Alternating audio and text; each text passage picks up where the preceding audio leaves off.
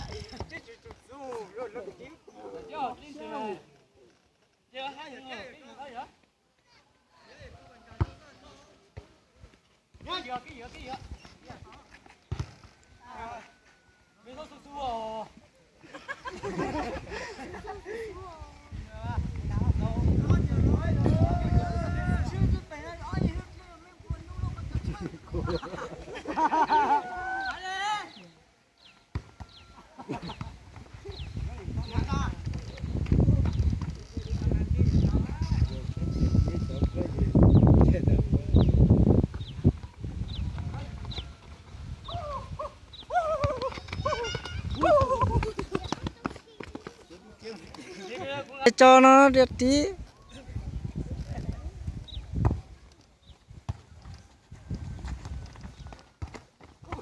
Ôi.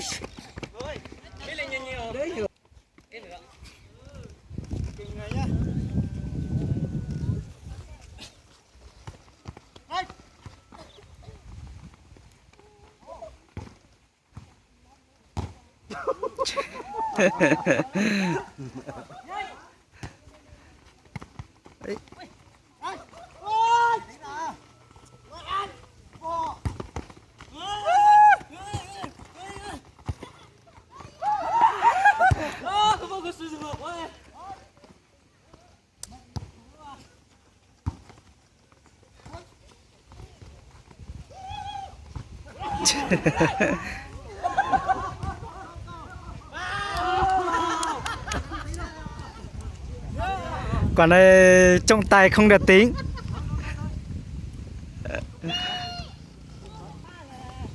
Hai đội cầu thủ này là Phong Dụ với Phành Ngày sắp vào rồi.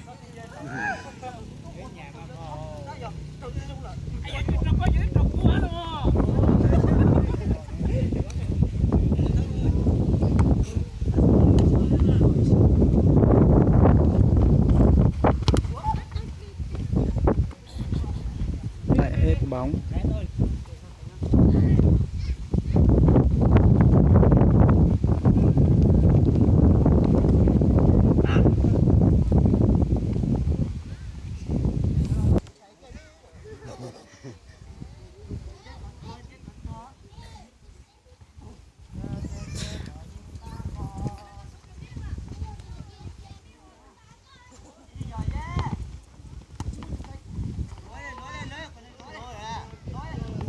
Quả này trọng tài bắt lỗi.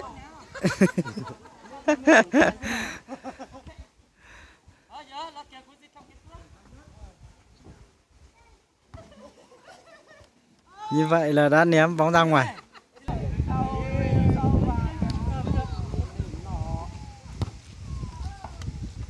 Lại hết bóng.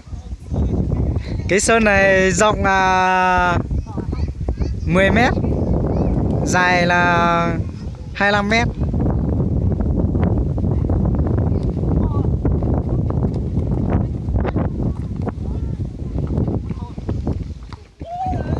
Ui.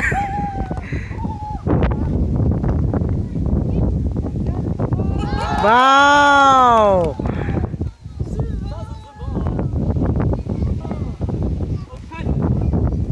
Như vậy là đã 2-0.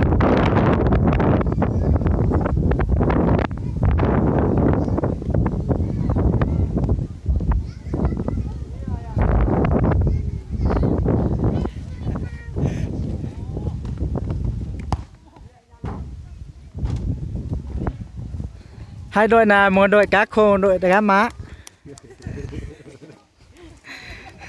Toàn ra xúc bóng ra ngoài đây.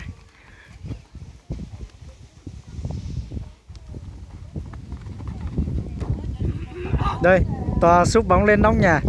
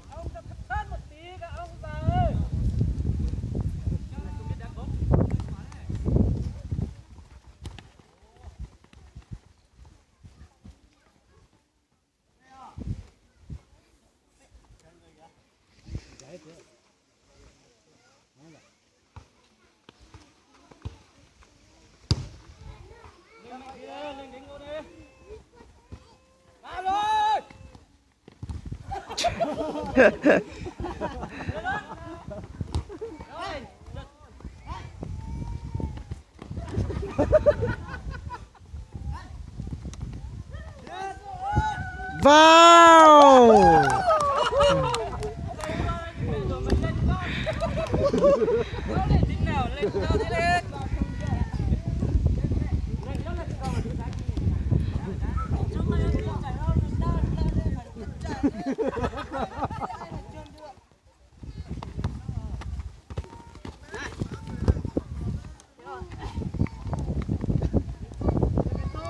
Như vậy là 3-0.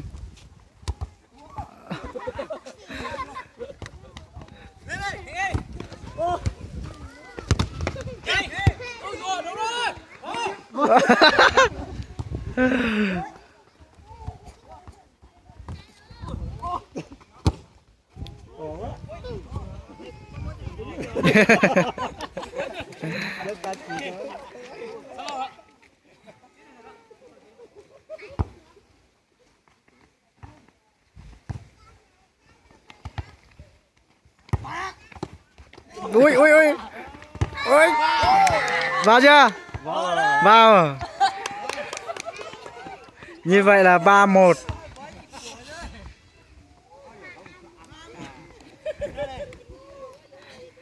Người Trung và người Việt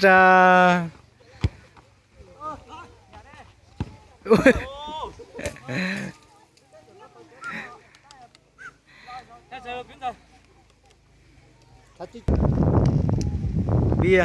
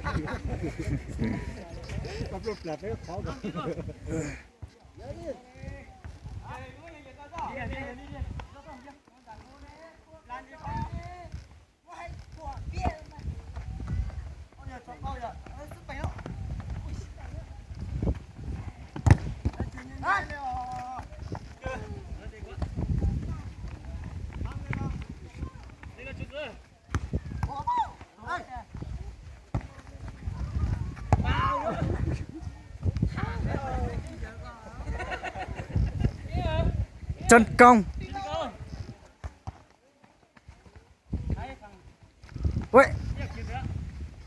Hay quá.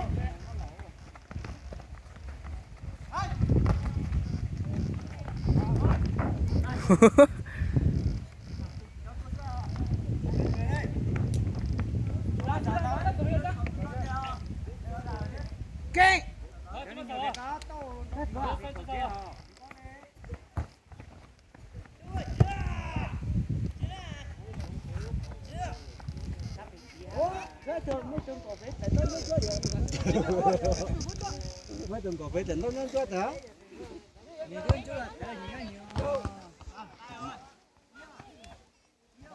Trọng tài báp phạt. Wow.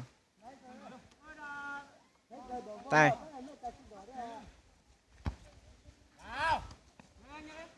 Như vậy là Đạm Vam Mông rất xuất sắc.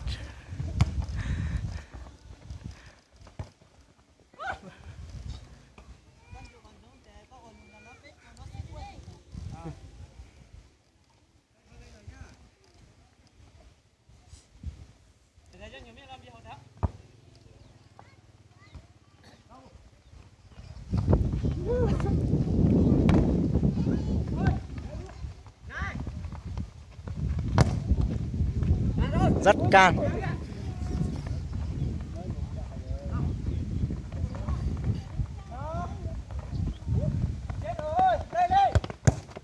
Rất can.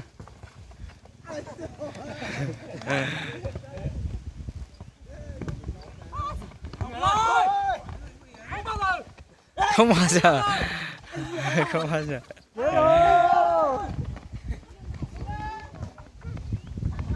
Ôi giời.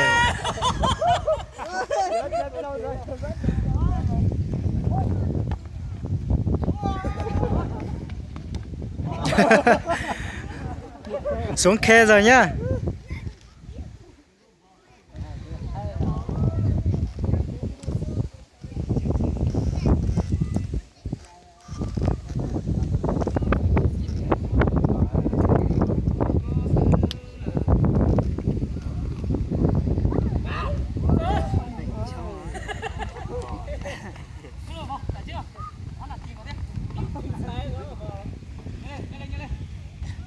Vậy tôi chụp tổ luôn.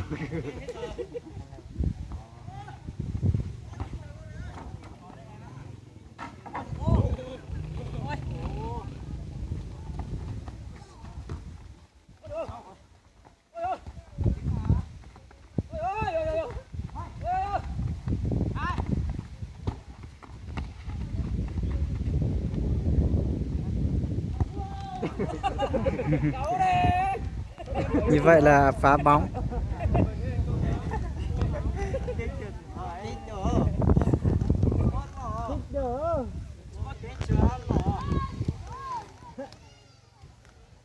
Bây giờ muốn cho tôi lý là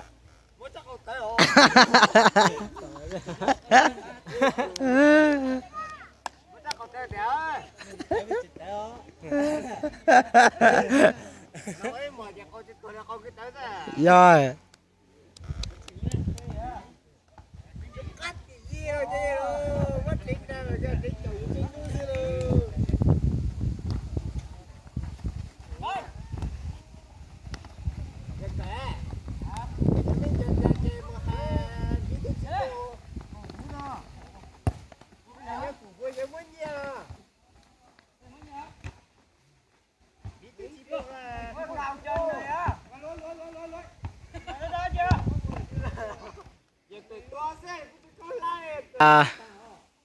Như vậy là trọng tài bác phạt quả lỗi, nhưng camera ở đây thì không chiếu lại được.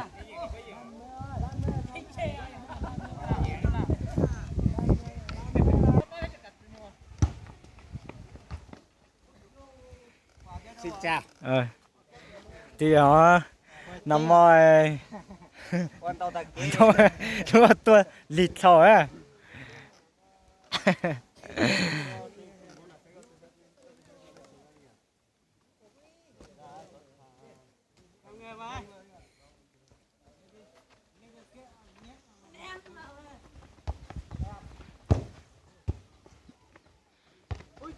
Rút ơi.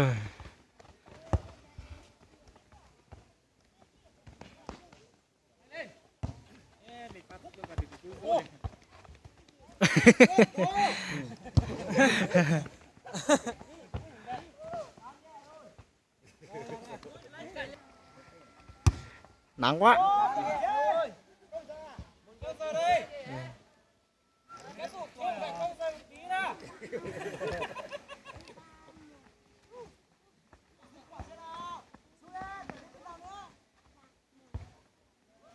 Như vậy không vào.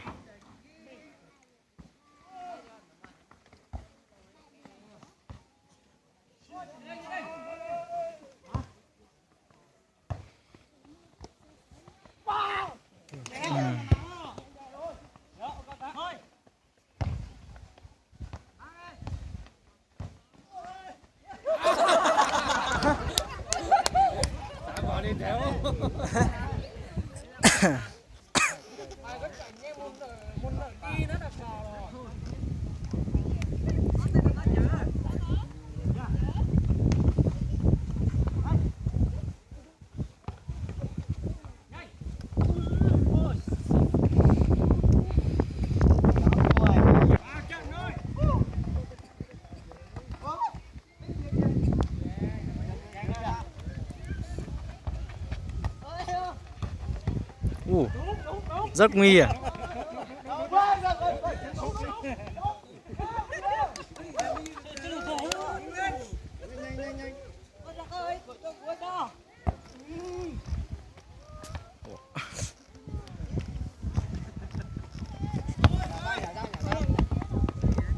Lại hết bóng rồi. Khán giả rất đông này.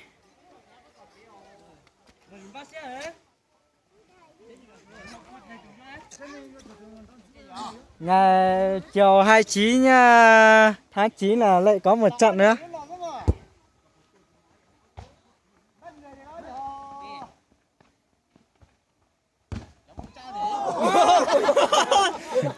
Với gì à? Có đấy nhỉ.